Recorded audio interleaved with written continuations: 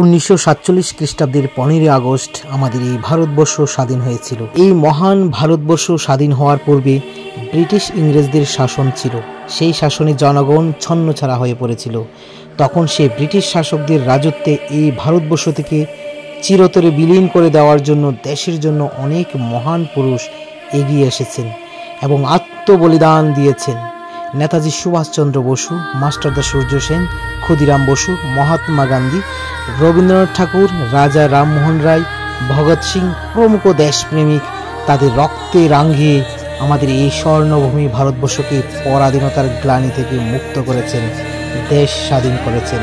৭৮তম স্বাধীনতা দিবস উপলক্ষে আয়োজিত বিদ্যালয়ের ছাত্রছাত্রীদের দ্বারা পরিবেশিত হলো নৃত্যানুষ্ঠান।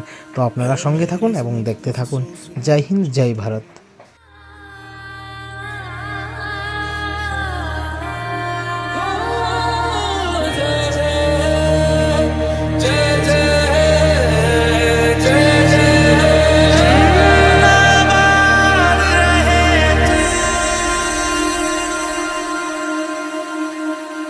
मेरी ज़मीं अफसोस नहीं जो तेरे लिए 100 दर्द सहे, महफूज रहे तेरी आन सदा चाहे जान मेरी ये रहे ना रहे।